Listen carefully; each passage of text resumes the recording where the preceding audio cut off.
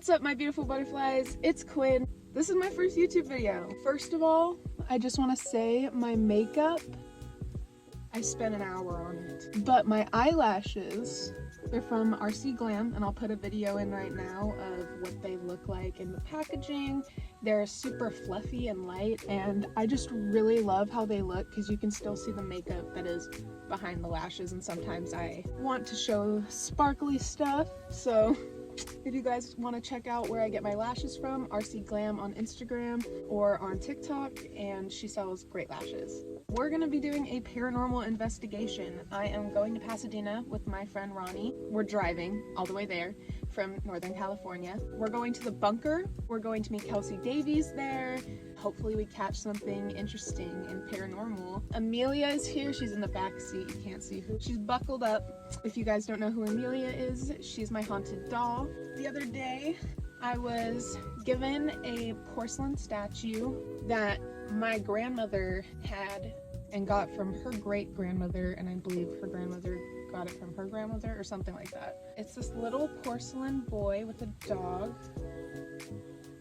Isn't he cute? As soon as she pulled it out, I just felt this extreme connection to it. He moved once or twice. I'll show you some of the pictures from the conversation me and Ronnie had in iMessage. I hope you guys are excited. We're gonna find out if he's really haunted and just catch awesome paranormal activity. Come along for the ride. I'm excited. So you ready to go? Yeah. You're recording it.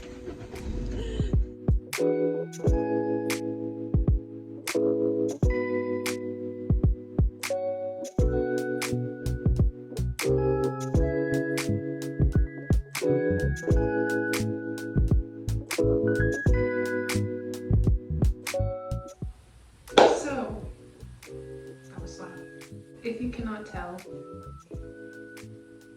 I did not film at the bunker with Kelsi. I could have, she told me I could have. I was so immersed in what we were doing, I just didn't even think about my phone. We caught so much EMF action. The REM pod was going off and her little triangle REM pod thing was going off. It was just an insane experience. My friend Ronnie, who you saw earlier in the video, she got to talk to her grandfather who passed away.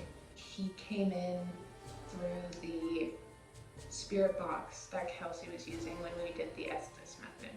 The tour was amazing and just so much fun and just interesting.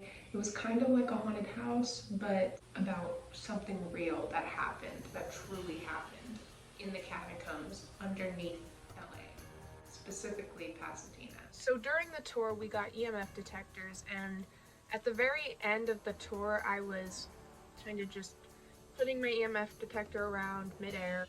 My EMF detector shot up to like an orange light, like it kept going off, and I wish I could have recorded it for you guys, but the tour was no recordings allowed. I wish I had gotten that for you, but like it was crazy. It was just going off and everyone started like coming around, and like it was in midair, guys. Like there was no electricity in that spot, and like if you went anywhere out of that spot it was like not there. So that was really freaking interesting.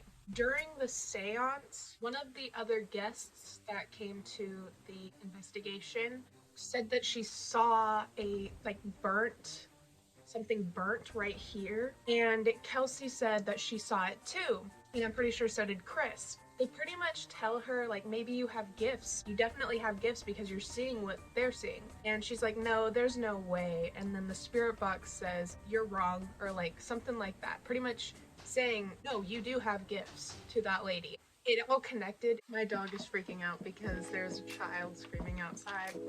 She's like, help, say hi to the camera. When I was about 4 years old, my mom moved us into a house that she had built.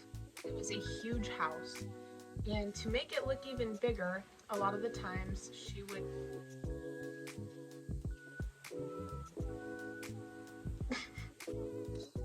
and to make our house look even bigger from the inside, a lot of the times she would have mirrors facing each other. You guys don't know what that means. Mirrors facing each other can create a vortex, which can allow spirits to pass through and pretty much like use it as a portal. Growing up in that house, I constantly felt like I was being watched, and I was constantly seeing dark shadows. I never felt really safe.